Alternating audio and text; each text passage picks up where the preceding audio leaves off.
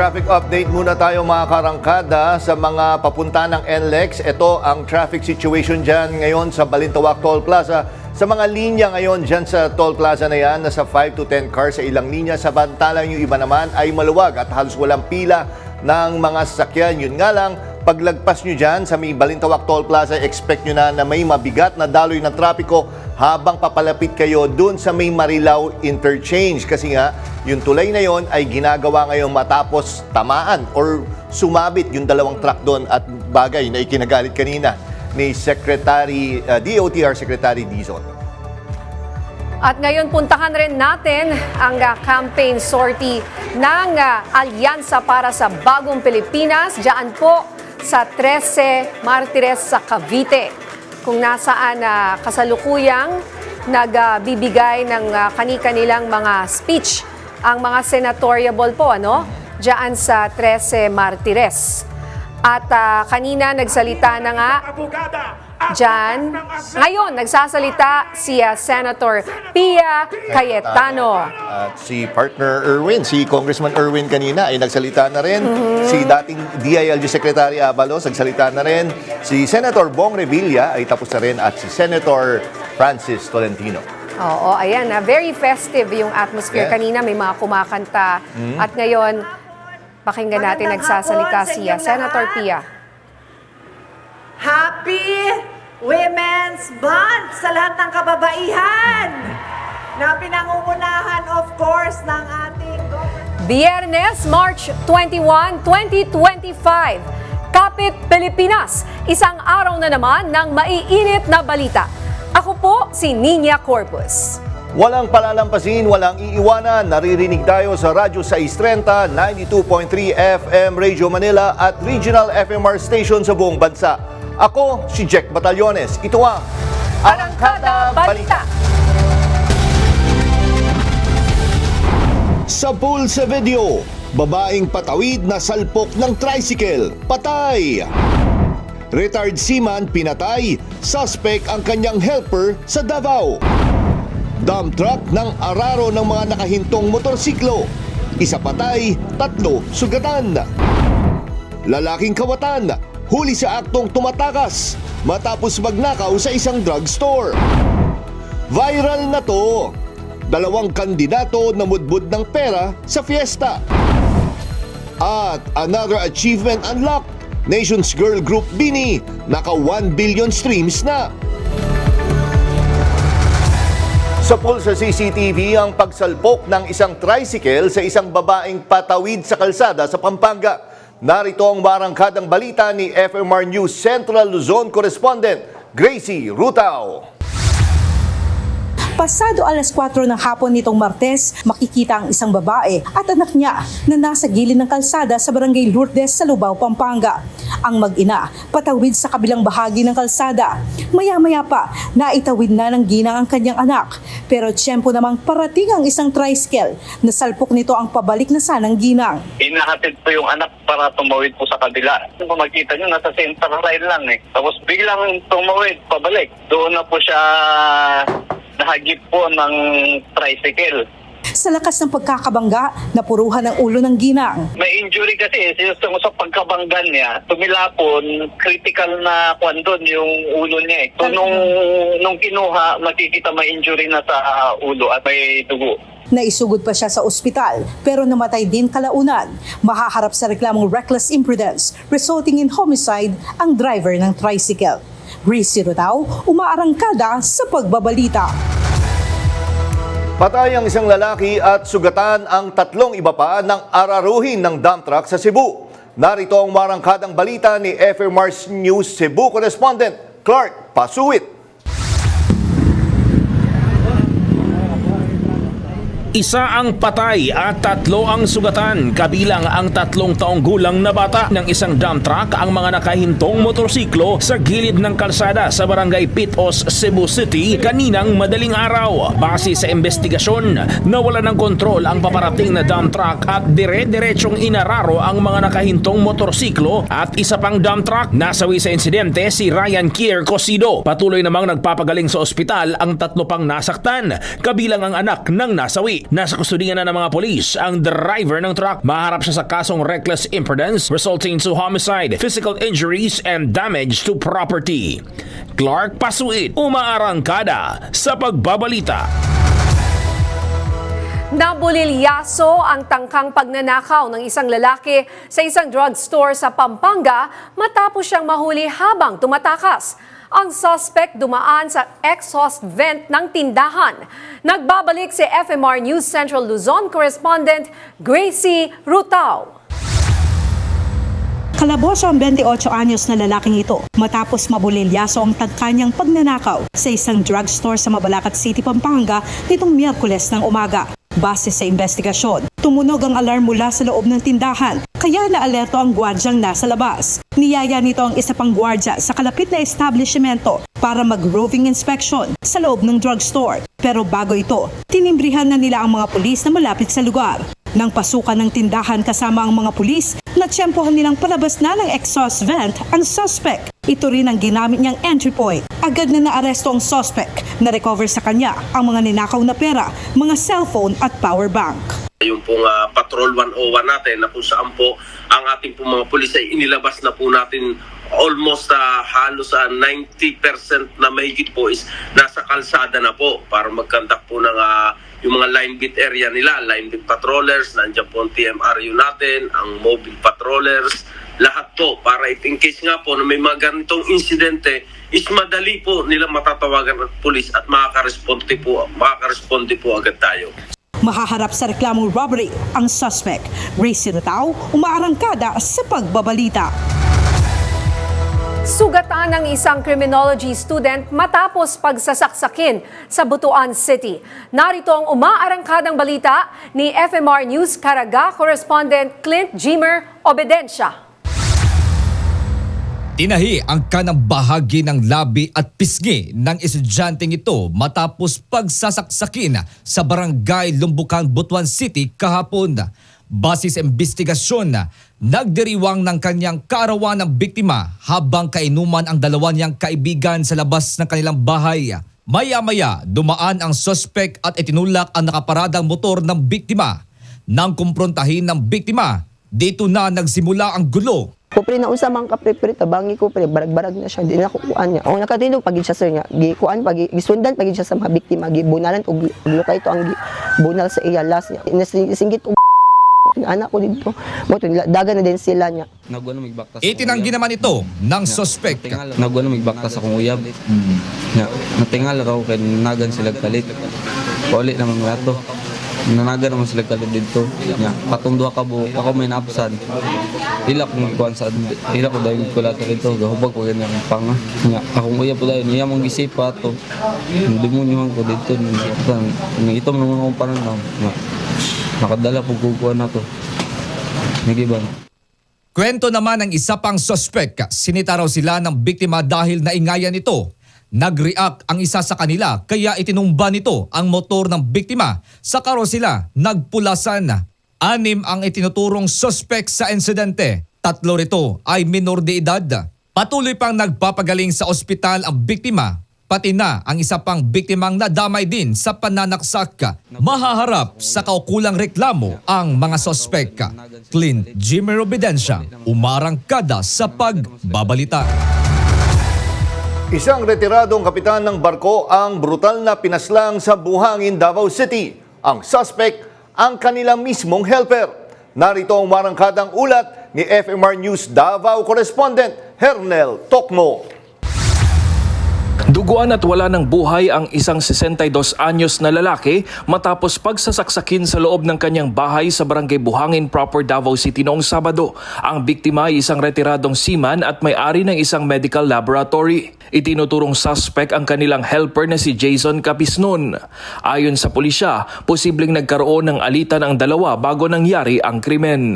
Ang kaninga suspect is gipatawag isa sa barangay kan ay reklamo mo isa sa mga nag-board sa balay sa negosyo sa victim, and then wala magadto ang suspect. Ang victim mo ay niadto dito sa barangay. Gibakla daw tong isa sa mga nag-board. Wala umano sa bahay ang asawa at anak ng biktima nang maganap ang krimen. Pinuntahan naman ng mga pulis ang bahay ng suspect sa Panabo City, Davao del Norte, ngunit hindi nila ito natagpuan. Nakita na to sa iyang kwarto, iyang mga sineris ng kadugo, and then napunta sulat kamay niya dito nga murag plano na gyud niya nga patyon kining moang biktima. Patuloy ang manhunt operation laban sa suspect na nahaharap sa kasong murder. Hernel Tokmo, umaarangkada sa pagbabalita. Na-rescue ang isang bagong silang na sanggol na inabandona ng kanyang magulang sa Davao City. Nakasilid sa loob ng isang paper bag ang bagong silang na sanggol kasama ang mensaheng nakasulat sa papel.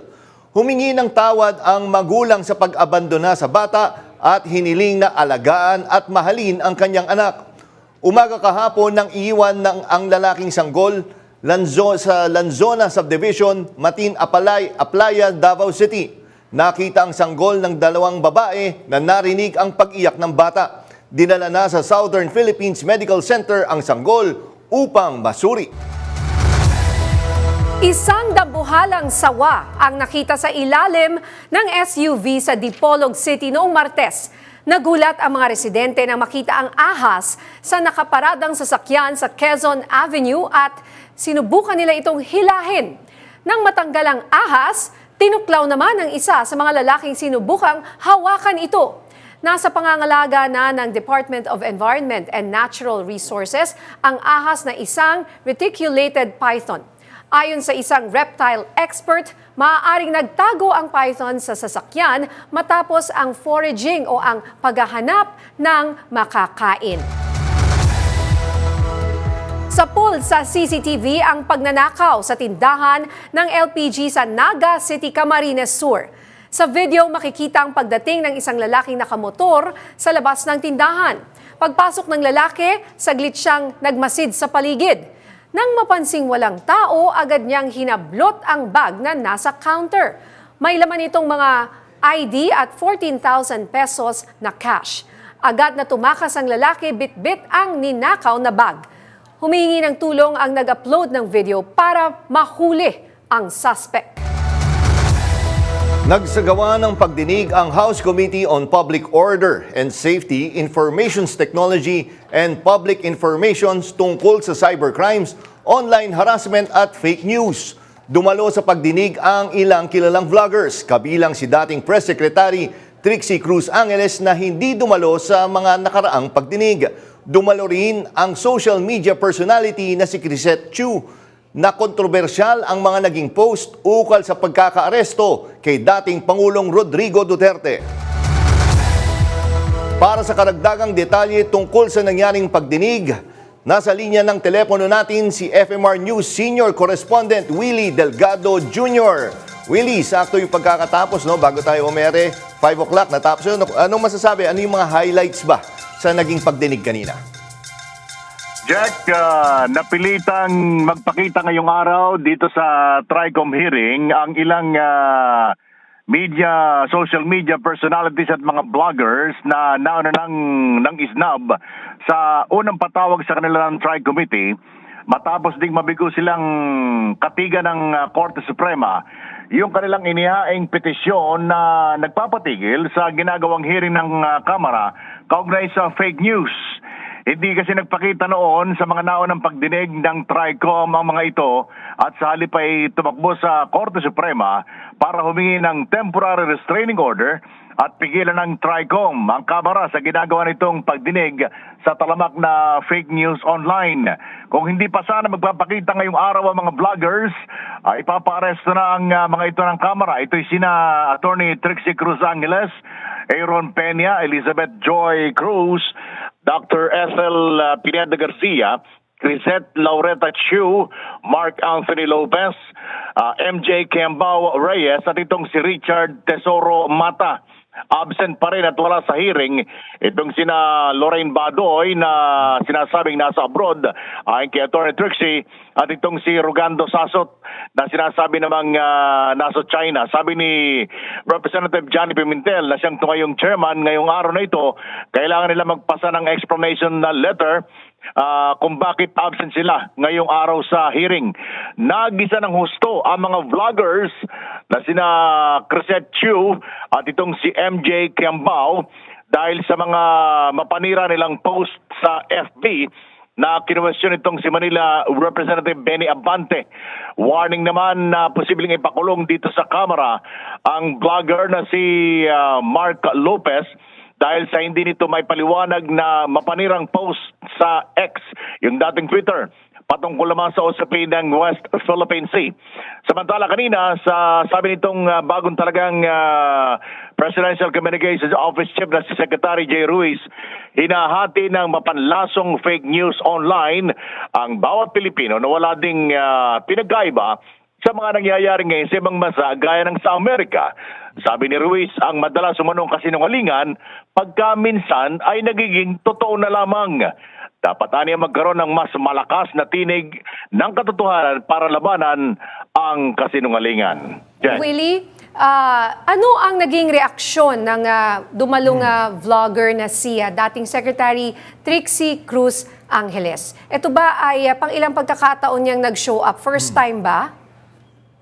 First time niya. First time siyang nagpakita ngayon dito sa Kamara dahil kasama siya dun sa unang grupo ng mga vlogger, mga social media personalities na tumakbo sa Korte Suprema at humihingi ng TRO para pigilan itong Kamara sa pagdinig sa fake news. Pero mukhang hindi ito pinanigan, hindi ito kinatigan ng Korte Suprema, kaya no choice sila kundi magpakita ngayong araw dahil nung nakaraang hearing ay napilitan maglabas ng show cause order itong komite na kung hindi sila magpapakita pa rin ngayong araw na ito ay pag-aresto na sana ang susunod. Kaya no choice sila, hindi nanalo yung kanilang inihaing petition sa Korte Suprema na TRO, napilitan sila magpakita ngayong araw dito sa ginagawang pagdinig ng TRICOM sa Kamara. Partner Willie, no? Kanina partner niya napapanood ko din eh. Every once in a while sumisilpo. But nakita ko medyo naging emotional itong si MJ Kiambao. May umiyak daw? Yeah, umiyak May eh. umiyak? Ba't napaiyak yun? Medyo walang audio yung pinapanood ko pero nakita ko umiiyak sila eh. Anong nangyari doon?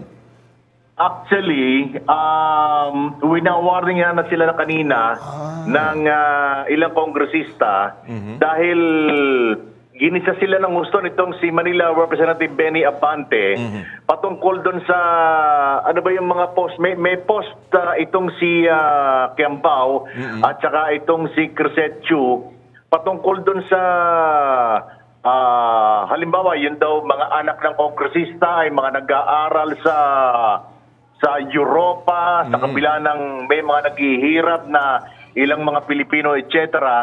Ang pinapatungkulan dito nitong si Congressman Benny Abante ng Maynila, sino-sino? Sino-sino yung tinutukoy mo na mga government official, mga kongresista, doon sa iyong post, wala silang maituro, wala silang ma-pinpoint kung sino yung kanilang mga pinapatungkulan. Kaya, nervous actually no itong mga social media personalities na ito dahil baka sila humantong sa baka sila humantong sa sila ipakulong dito sa Kongreso. Actually itong si MJ Kiambao wala pa bang iniuutos na siya isa-cite in contempt. Nagpauna na sa mga kongresista na natatakot po akong makulong dahil ayoko pong makulong dito sa Kongreso at meron po akong para may binabanggit siyang meron siyang dalawang yung inanay niya at yung binan niya ay pareho may sakit na wala yung mga ganong klaseng mga eksena. Kaya tuloy naging maramdamin sila dahil ang takot nila ay baka sila ay maipit dito sa Kongreso na hindi naman nangyari. Okay. May nag-sorry rin ba? May nag-sorry? Bakit nag-sorry? Actually, yan nga yung pinagkukumpul ngayon ng kwentuhan din sa Kongreso. Dahil umuulan ng sorry ngayon. Ang tampulan tuloy ng komento ng marami, teka muna, mukhang nawala yung tapang nitong mga ito doon sa kanilang mga social media account. At pagdating dito ay parang puro sunod-sunod sila sa mga sinasabi ng mga congressmen dahil yung mga tinutukoy sa kanilang mga post nila wala sila maibigay na paliwanag. Doon sila ngayon parang naratel sila.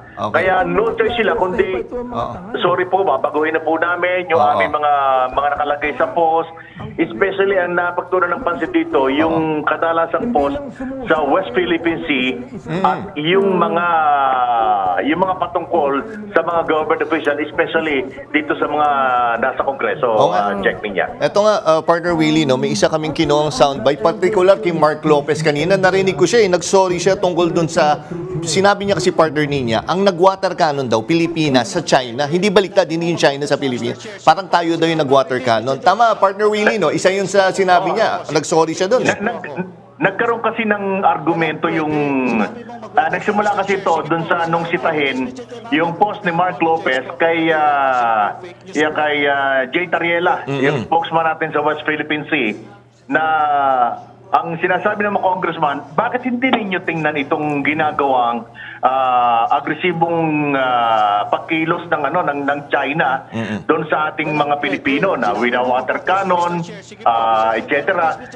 Parang binanggit niya na dapat wina-water cannon din natin. Parang ganun yung na parang gusto niyang i-imply na winawater cannon din naman natin ang China wala namang insidenteng ganon na hindi niya kayang maipaliwanag. Kaya ang sabi ni Representative Caraps Paduano, warning mo na to, kung hindi mo ipapaliwanag na maayos yan, isasite kita in contempt. Yun ang sabi ni Representative Paduano. Kaya walang nagawa si Mark Lopez kundi, sige, aminin ko na fake news po yung sinabi ko, fake news. Yung may mga ganon. Yun ang naging yun ang naging sentro ngayon ng kanina ng atensyon ng marami dito sa ginagawang hearing. Kaya napaiyak, nag-sorry. Kung may nag-sorry, meron bang pinatawad? Oo. Pinatawad. Ito pa, bago partner Willie, no, para isang na, may kanina, nagsalita pa si Congressman Acop, hindi ko matandaan ko si MJ or si Crisette yung sinabihan, nilagay mo sa vlog mo na dimwit kami mga congressman ngayon. Tingin mo ba dimwit kami? Anong sabi? Nakalimutan ko yung sagot. Sinabihan yan. Yes, di ba? Si MJ. Si MJ. Sinabihan yan. Ano nga ba naging sagot doon, partner, Willie? Actually, parang lumalabas, binawi na nila yung kanilang mga na-post wala na, Humihingi sila ng pakamanhin sa mga kongresista, kung kongresista man yung kanilang pinatatamaan. So ano ang naging, kumbaga, resolusyon, konklusyon ng hearing na ito sa bandang huli, pagkatapos ng iyakan, sorry, and, di ba? Magkakaroon ulit ng hearing sa April 8. Kung di ako nagkakamali, sa April 8, sabi ni Representative Johnny Pimentel. At malalaman naman doon sa April 8, kasi gusto pa nila matanong, yung ilang mga, ang tawag na ito, para mga hardcore, mga hardcore vlogger. Ang pinatutukulan dito ay itong sina Sasot Rogando, itong si Lorraine Badoy at saka si Jeffrey Celis. Na wala ngayon, gaya nga ng banggit ko kanina, si Lorraine Badoy nasa abroad, di binanggit ko sa bansa, si Sasot naman ay nasa China raw. Kaya ang sabi nitong si Johnny Pimentel, kinakailangan nilang mag-submit. Dadalo sila, na in effect pa rin actually yung subpoena para sa kanila. Kinakailangan nilang dumalo sa susunod na pagdinig sa April 8. At pagdalo nila, may bitbit sila dapat na explanation letter kung bakit sila hindi dumalo ngayong araw na ito. At kung hindi sila makakadalo pa rin sa itinakdang araw sa April 8, most likely ma-issue sila ng show cause order o kaya ay sila idiretsong ipapa-aresto para magpakita. Pa-issue sila ng subpoena doon sa STECOM para magpakita dito sa bababang kapulungan ng Kongreso. Check niya. Alam mo, Willie, may mga nagsasabi kaya biglang nag-show up itong mga vloggers na ito.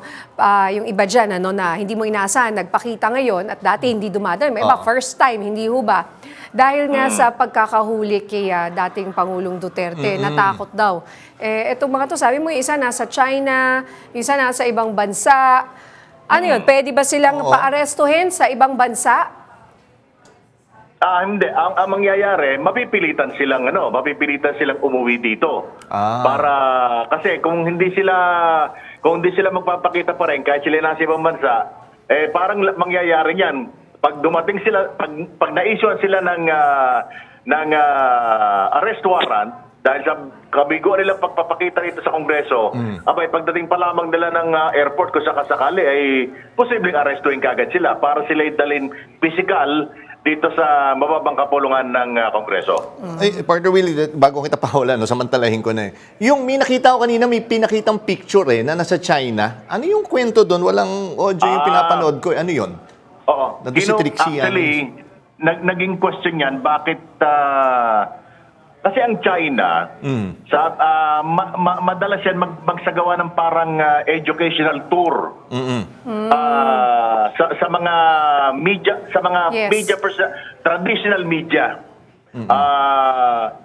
Yung pinakitang picture kanina, sabi ang paliwanag ni Attorney Trixie Angeles, that was the first time na mag-imbita ang China ng mga social media personalities. Labas doon sa mga traditional media personalities ito. Ito yung mga vlogger, mga social media personalities na isinama sa listahan ng China para magsagawa ng educational tour sa China na pinondohan naman ng bansang China yan. Yan yung ipinakita kanina at hininga ng paliwanag kung patungkol saan yon. Pero ang paliwanag nitong si Trixie Angeles na kabilang dito sa naging educational tour na ito ng China, ipinapakita lang daw. May mga pinapaliwanag ng China patungkol sa kung paano tumatakbo yung social media, paano yung kasaysayan ng China, etc. Pero hindi gaanong hindi ito gaanong nalaliman yung mga pagtatanong dito, kaya hindi naidetalye ng gusto. Inalan lang kung bakit mayroong ganitong picture, yung mga social media personalities na nandoon sila sa China. Pero si former Secretary Trixie Angeles nakauwi na, pero yung isa nandun pa rin. So kumbaga, ano ba yan, hindi pa tapos yung educational tour? Actually, hindi sa ngayon yun Yung educational tour na yun, parang doon sa mga nakalipas na mga buwan na na-highlight lang sa isang portion ng ginagawang pagdinig ng TRICOM dahil nga meron nga lumalabas na yung ilang mga social media personalities pinopondohan, di ba? May mga balitang ganyan base na rin sa report ng ilang mga entity natin dito, may mga social media personalities na pinopondohan ng China, may kinalaman doon sa mga usapin naman sa West Philippine Sea. Okay. Nako, maraming salamat. So, Napaka-exciting. antayin natin. Sayang, kaya lang April 8 pa, no? Medyo matagal-tagal pa, no? Matagal-tagal pa maghihintay ulit. So, makapaghahanda pa yung ilang mga vloggers.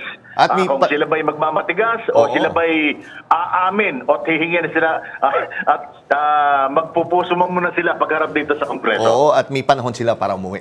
Maraming salamat. FMR News Senior Correspondent Willie Delgado Jr. Magandang gabi, sir. At yun nga, partner, no? Actually, meron pa, may isa pa kanina na parang sinisisi yung mainstream media. Oo, di ko alam matandaan ko si MJ or si kaya daw sila natatakot na humarap kasi nga, ang sinabi daw ng mainstream media is ikukulong sila. Pero, medyo na nga din ako, although alam ko naman yung binabanggit nila, di ba, kung sino yun. Pero binasa ko yung script naman natin, posibleng makulong pag hindi sila sumipot. So, tayo ba pinaparinggan doon? Mainstream daw Pero ito partner yan. Tinan mo sa screen yan, yung mga nasot kanina. Walang pwede. Sinabi mong mag-water cannon. Mr. Chair, sige po. Mr. Chairman, with this, Mr. Chairman. Mag-apologize po ako. Mali po ako. Sige po, fake news po ako. Ang sinasabi ko lang po, pwede po ang water cannon. Yan yun, no? Di ba? Yan yung sinasabi niya. Kasi biro mo, ang sinasabi ni Mark Lopez is Pilipinas yung nagwa-water cannon. Oo. Tapos nung medyo inaano siya, nadidiknik na siya ni Congressman Paduano, may pinapaliwanag siya parang, hindi ko alam, parang figure speech ang gusto niyang palabasin at hindi naman literal hindi daw niya sinabi na ang literally na pagwa-water cannon ang ginagawa ng Pilipinas. Pero basically, or baka parang sinasabi niya, pwedeng mag-retaliate ang Pilipinas sa ganoon ding paraan.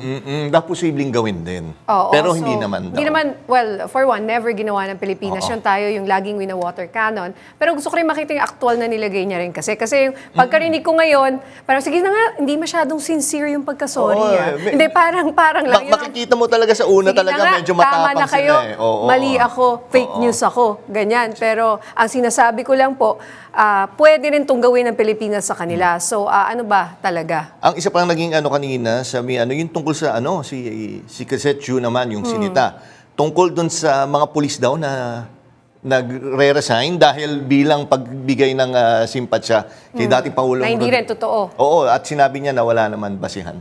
Oh. Yung So inamin lang lahat na fake news. Yes, so tapos yung nagsabi ng dimwit daw yung mga Congress. Ang sabi naman niya is emotion daw niya nung panahon na. Naging emotional siya. Yes. O kaya yan ang sinasabi natin, think twice, think thrice before you press. Ang daming enter. magandang quotes doon. Diba? Oo. Ayan, sa aming pagbabalik, mga karahasan sa ilalim ng kampanya kontra droga ng Administrasyong Duterte, muling alalahanin sa mga larawang kuha ng photojournalist na si Richard Reyes. Marami pang mainit na balita sa pagbabalik ng Arangkada Balita. Hinihimok ni House Assistant Majority Leader Pami Zamora si dating presidential spokesperson Harry Roque na bumalik sa bansa at harapin ang mga kaso laban sa kanya. Ayon kay Zamora, ginagamit lang ni Roque ang kaso ni dating Pangulong Duterte sa ICC para pagtakpan ang sarili niyang legal na problema. Haharap si Roque sa reklamong qualified human trafficking kaugnay ng isang pogo sa Pampanga at napatawan ng contempt ng House Quad Committee noong 2024. Tinawag ni Zamora na desperadong hakbang ang asylum application ni Roque at iginiit na walang sinuman ang dapat lumusot sa batas.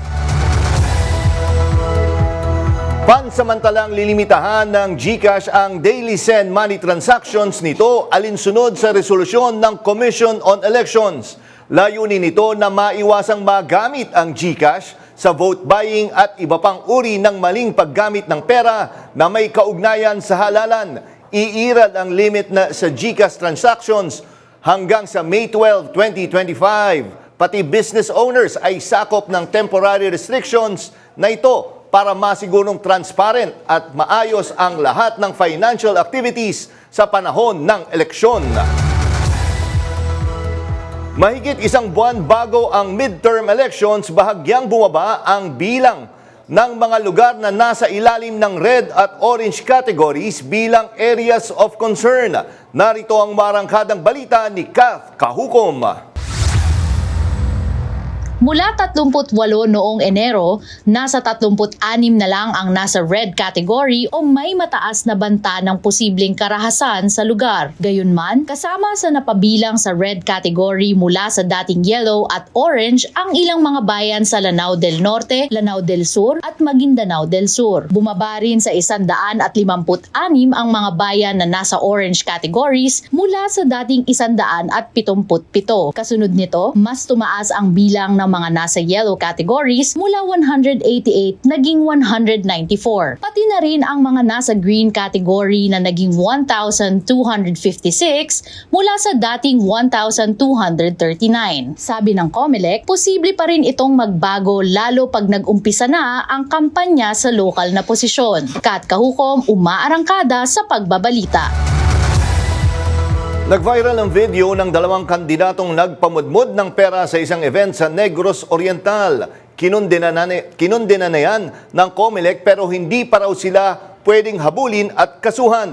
Narito ang report ni Tony Fontanilla. Hindi maggamayaw ang mga taong ito nang biglang may magpaagaw ng tig-500 piso sa kasagsagan ng pista sa Barangay Giligaon sa Siaton, Negros Oriental nitong Lunes. Naghagis ng pera ang isang lalaki habang nasa stage, kaya ang iba umakyat din sa entablado para makakuha ng kwarta. Sabi ng nag-post ng video, 2 politikong kumakandidato sa lokal na posisyon sa eleksyon ang nagpamudmod ng pera. Tanong tuloy ng uploader, hindi ba yan vote buying? Nakarating na sa COMELEC ang video. Mariin nila itong kinondena. Yun nga lang, hindi sila makapaghain ng kaso dahil hindi pa naman nagsisimula ang kampanya para sa local elections. Para sa COMELEC, upang mamaliit sa kapwa ang pamimigay ng pera. Umaasa ang COMELEC na sakaling mapag-usapan sa korte ang mga ganitong issue, posibleng amyendahan ng Kongreso ang batas. Wala pang pahayag ang dalawang politikong nasa video. Tony Fontanilla, umaarangkada sa pagbabalita.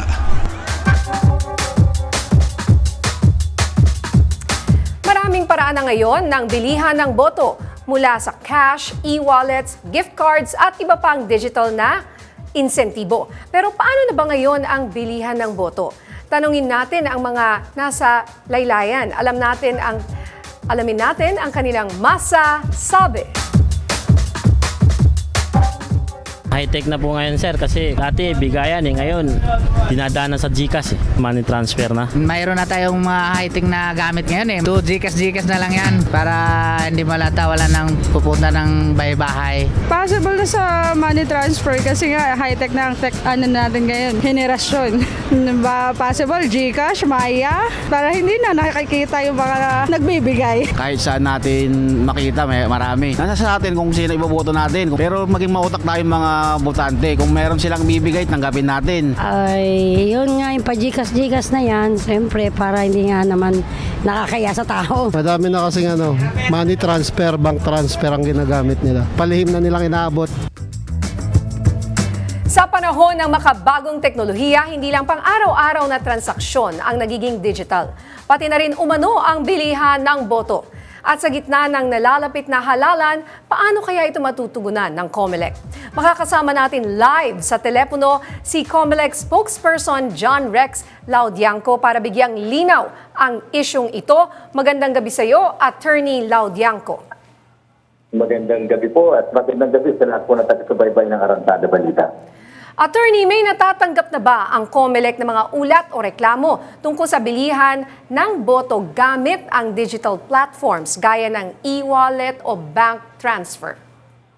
Sa ngayon po ay wala pa naman. Ngunit alam naman po natin na talagang napakalaki ng potensyal na gamitin ang platforms nito sa vote buying at vote selling. Kaya nga po maagang ang laban dito sa bagay na ito. Kung makikita niyo po, noong nakaraang linggo, nauna na po ang GCash na maglabas ng pansarili nila mga bagong polisiya. Ni-reduce yung kanilang cash in at cash out at talaga pong binabantayan nila ang kanilang transactions. Inaasahan din po namin na yung mga ibang platforms gagayahin yung napagkasunduan namin po noong nakaraang halalan. Una, bukod nga po sa pagre-reduce ng cash in at cash out, minomonitor po yung tinatawag na suspicious multiple transactions. And lastly, yung po ating mga pa-flag yung mga transaction na nakikita naman natin dati, hindi naman ganun karami. Ngunit sa mga barangay, paulit-ulit halos pare-pareho ng mga amounts. Yan po yung mga bagay na babantayan natin ngayon. Mahirap po ata yan, na mabantayan or paano mo malalaman, paano kung gumamit lang ng kung anong SIM card, po. Kasi alam ko, last time pa natin ito pinag-uusapan, may nahuli ba sa ganitong klase ng vote buying using e-wallet? Nung nakarang halalan po, naging deterrent ang action natin kasi alam po nila at paulit-ulit namin sinasabi. Mas mahirap po na mag-vote buying sila at sa pamamagitan ng mga platforms na yan. Kung inaakala nila yung anonymity, nagkakamali sila, tandaan nila kahit magpalit-palit sila ng SIM card, yung account po nila ay registered, may pangalan, may ID, meron po silang identification, yung sender, pati na rin po yung recipient at na-preserve po yung digital evidence ng lahat ng bagay na yan. Kaya sinasabi po namin, kung mas madali sa tingin nila, kung mas foolproof ay nagkakamali po sila dito. Attorney, ganito, yung GCash pa lang yun, pero yung mga iba pang e-wallets, nag-ano na rin ba sila ng intensyon na gumawa ng same measure po? Inaasahan na rin po natin ito dahil nung nakaraang halalan po, mismong Bangko Sentral ng Pilipinas kasamang Anti-Money Laundering Council ang naglabas po ng mga pulisiya na nabanggit ko. Ganun po kaganda ang working relations ng COMELEC, ng DSP, ng AMLAC at ng mga platforms dahil naniniwala po kami pare-pareho na ang laban po sa vote buying at vote selling ay laban natin para sa kinabukasan ng bansa natin. Attorney, yung sa GCash, alam niyo po ba kung magkano yung limit na binibigay nila ngayon? Sa ngayon po ay nakasaad doon sa ating resolution. So kung makikita nyo po, kung mayroong limitation doon na 20,000, yung 500,000, yan po ang makikita natin na limitation dahil sila po ay susunod doon sa ating resolution. Isa rin po sa nakikita pa natin, baka magbago pa nga ito dahil inaasahan po namin na kikilos mismo ang Bangko Sentral ng Pilipinas, pati na rin ang AMLAC tungkol sa bagay na ito. Attorney, linawin ko lang, sa ganitong mga instances ba, ang napaparusahan lang is yung kandidato or pati nagbenta ng boto? May parusa din ba doon sa... Opo, nako, yun nga po ang pinapaalala natin. May natinig po ako kanina doon sa report na tanggapin yung pera. Ang pagtanggap ng pera, ang pagtanggap ng pangako na ang kapalit ay boboto mo, pangangako mo ang boto mo. Yan po ay vote selling. Pareho pong krimen, yung vote buying at vote selling. Pareho po ng kaparusahan. Sa hanggang 6 na taon na pagkakakulong, pagkakatanggal ng karapatang bumoto at perpetual disqualification to hold public office. Pareho pong krimen, kaya po sinasabi namin, mga kababayan natin, huwag niyo pagbibili ang boto niyo, huwag kayong tumanggap ng pera. Isa pa, ang appeal po natin sa ating values at senses. Yes, babayaran ka ngayon, meron kang 500, may 1,000, baka higit pa. Pagkano ang halaga niyan sa araw-araw, bilangin natin sa loob ng 3 taon, baka pa wala pang 50 pesos ang halaga niyan sa isang araw. Yun na ba ang presyo ng ating dignidad? At ikalawa, asahan po ninyo kapag kayo tumanggap ng pera at gumastos ang politiko, wala namang pagbabawian po yan, kundi ang kaba ng bayan. 10 beses o higit pang babawiin sa atin. Kaya po natanggalan nila tayong karapatang magreklamo sa mga sirang kalsada, hindi maayos sa kuryente at walang pasilidad na pamahalaan. Attorney, may iba lang tayo, no? Yung kaninang report, may update na ba tayo? Kasi ito, hindi digital to eh. Alleged vote buying sa Negros. Yung naghagis ng pera. Yes, yung nagpapamudmod. Oo, parang sir, bagong taon or Christmas ba yan? Yes, may update ba tayo, sir, dito? Nagsimula na ba yung investigation natin dito? Opo, gaya nga po ng nabanggit ni Chairman Garcia, kami po ay talagang hindi namin nagugustuhan ito. Ngunit malinaw po kasi ang batas natin. Section 15 ng Republic Act 9369. Ang isang nag-file ng COC po ay magiging kandidato lamang sa unang araw ng kampanyahan. At sa March 28 pa po yun. At alam naman natin yung first element ng vote buying or vote selling, kailangan may kandidato. Wala pa pong kandidato sa lokal na posisyon. Kaya kahit ano po gawin namin, hindi po namin siya mapoprosecute. Ngunit may sinabi din po si Chairman Garcia. Sabi ni Chairman po, basta may nag-file ng kaso, lilitisan ng COMELEC. Tignan natin, malay po natin yung desisyon ng COMELEC. Siya ang magbunsod sa pagbabago ng interpretasyon ng Korte Supremo o di po kaya at the very least magkaroon ng amendment doon sa ating batas, specifically sa Republic Act 9369. Mga ganyan kasi parang feeling nila they can still get away with it kasi March 28 pa nga naman. Ilang araw pa po sila. Ito, grabe.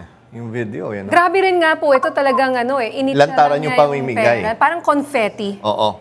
Parang confetti, no? Okay. Attorney. Attorney, sige po, maraming salamat, Director John Rex Laudianco, tagapagsalita ng COMELEC sa inyong oras at paliwanag. Maraming salamat po, Maminya, Sir Jeff.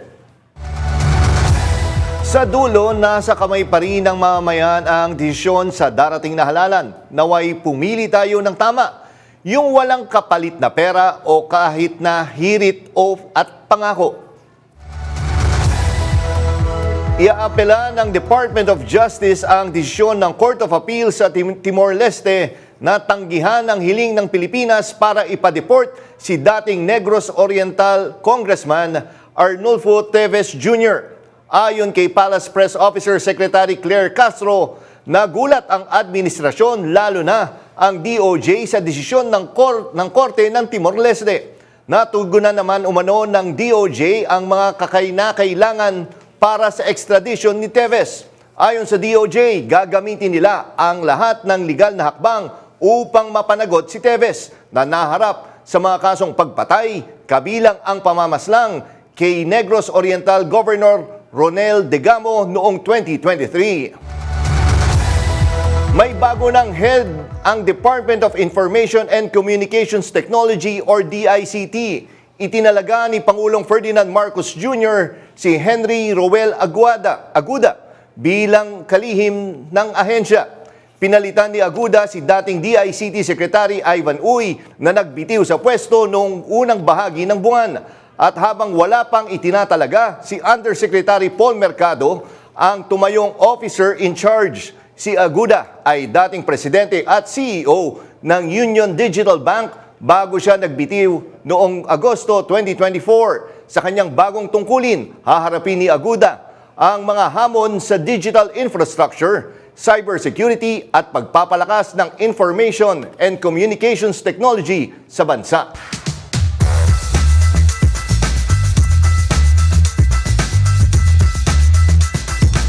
At sa ating usapang no filter, makakasama natin sa linya ng telepono ang batikang photojournalist mula sa Philippine Daily Inquirer na si Richard Reyes. Magandang gabi, Richard, at welcome sa Arangkada Balita. Good evening. Yes, Richard, no, long time no see, no, nakasama ko yan sa coverage nun. Richard, una, salamat sa pagtanggap sa aming tawag, no, at siguro tatanong ko lang, no, bilang isang journalist kasi nakakasama kita sa mga coverage din naman noon, pwede mo bang ilarawan kung gaano kahirap ang maging isang photojournalist nung kasagsagan ng drug war?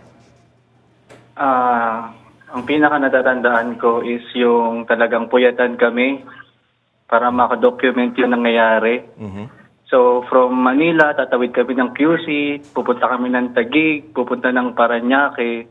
Kasi sa isang gabi, marami talaga kami nako-cover na namamatay.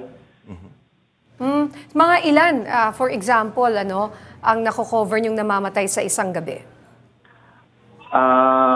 Hindi namin nako-cover lahat, pero yung pinakakaya namin matakbo is around 5 to 6 na patay nung drug war.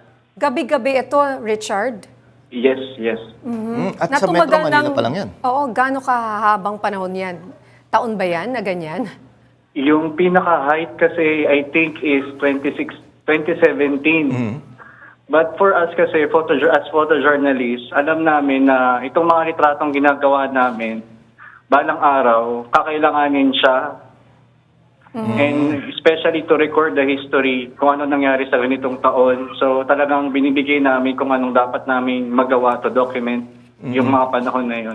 Oo. So kumusta ka ng mga panahon na yun? Can you imagine, yung isang coverage na may isang, kunyari, namatay, napatay, pero 6, tapos araw-araw? Oo, yung sa mental health mo actually, Richard. How did that affect you? Hindi ko masasabi na walang epekto sa akin, pero may epekto siya sa akin.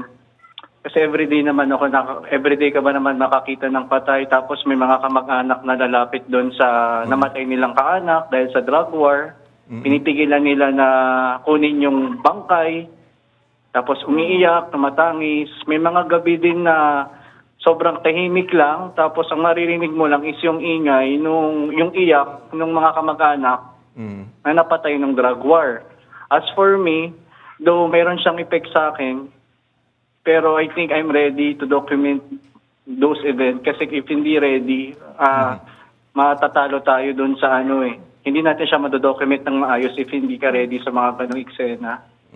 Anong pumasok sa isipan mo ng mga panahon yun? Di ka ba, kini-question mo ba yung ganyang araw-araw, gabi-gabi mo silang kino-cover, 5, 7, patay araw-araw? Hindi ka ba nagduda or nagdududa? Ang lagay kasi noon, parang nangyayari, merong nilabas na list, drug war list, yung may mga listahan ng mga subject, mga pasok doon sa war on drugs. Then, sa amin, pag ang nangyayari, dahil nga may list sila ng mga subject sa war on drugs, ang trabaho na lang talaga namin is ma-document yung mga nagaganap. Yung listahan na yan, binibigay sa inyo bago mo pa nakikita yung bangkay, for example?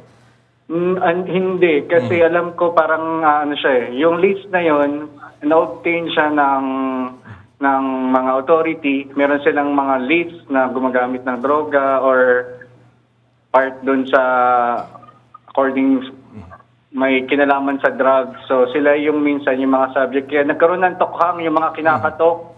Yes. Pinapasuko sila, pero pag hindi sila sumuko, parang itutumba sila. Kaya nga, anyway, maraming salamat. Kailangan talagang ma-document. At maraming salamat, Richard, that you were there. Alam ko medyo mahirap yung sasariwain sa mental health mo. Pero again, maraming salamat sa pagtanggap sa aming tawag, Richard Reyes, and ingat ka lagi. Thank you. Okay, salamat. Marami pang maiinit na balita sa pagbabalik ng Arangkada Balita.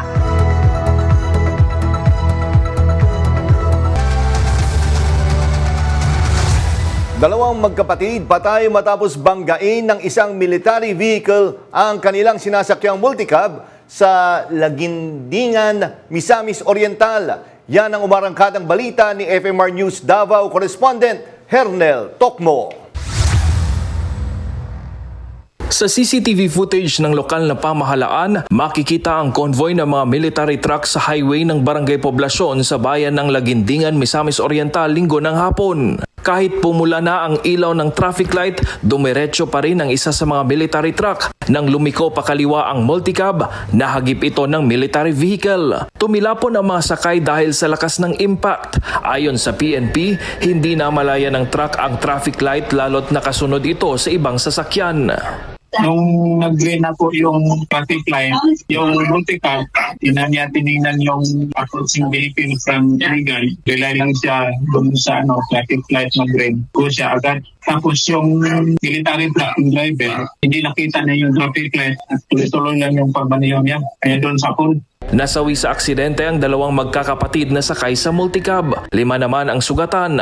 Ayon kay Alimahan, nakulong ang driver ng truck na isang sundalo. Pero ayon sa PNP, nakalaya lang din siya matapos magkaareglo ang dalawang partido. Hernel Tokmo, umaarangkada sa pagbabalita.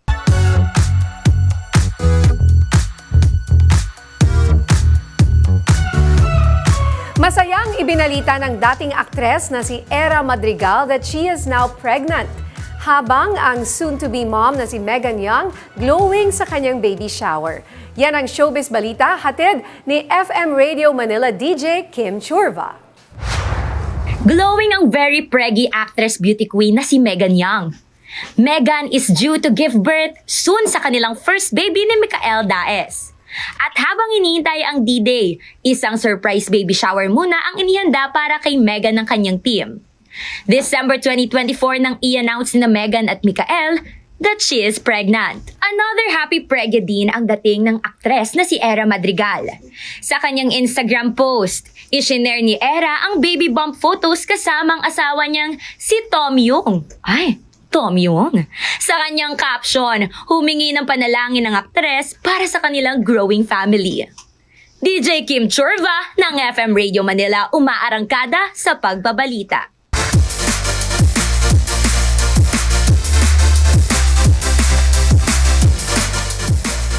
Paglalabanan sa linggo ng top 4 contenders ng Filipino Pro Wrestling ang karangalan na makalaban ang kampyon na si Jeff Cobb. Sa FPW Astig event, magtatapat sa isang championship eliminator tournament sina former champion Mike Madrigal, Cuatro, Robin at Chino Ginto para malaman kung sino ang number 1 contender. Bukod dyan, maglalaban din sa undercard sina Playtime James Idol Martinez, kalaban si Legendarius the Great. Magtatapat din ang high flyer na si Cali Nueva at grappler Duke Ortega. Maglalaban din sa nasabing card sina Dax Xaviera at AB3. Gaganapin ang event sa Big Studios sa Makati City.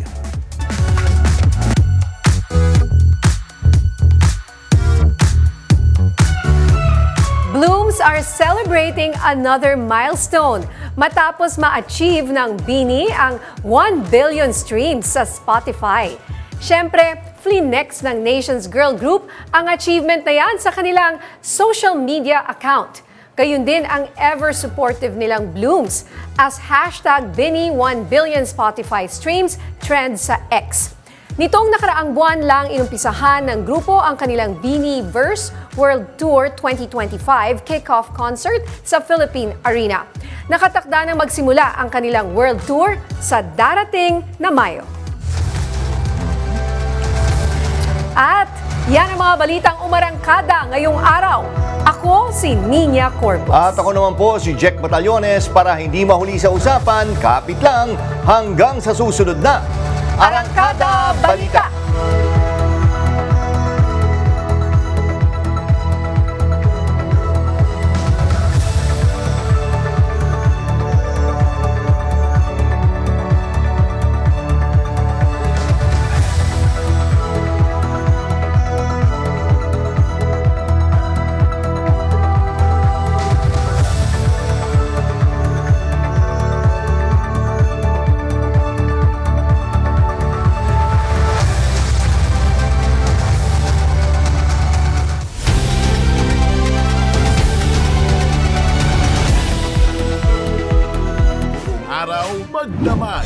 Tuloy-tuloy ang pagsiserbisyo ng Radyo 630 kasama ang pinakapinagkakatiwalaang kaserbisyo. Nasamahan mo kami ha. Huwag tayo makinig doon sa ingay. Maging aktibo tayo. Pihit na sa Radyo 630.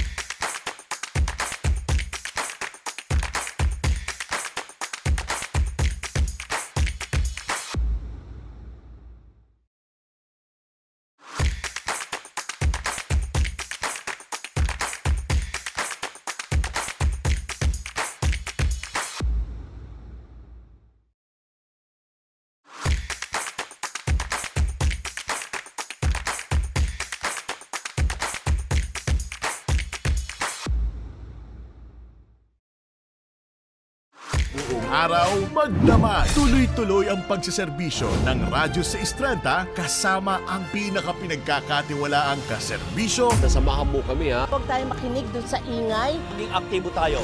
Pihit na sa Radyo 630.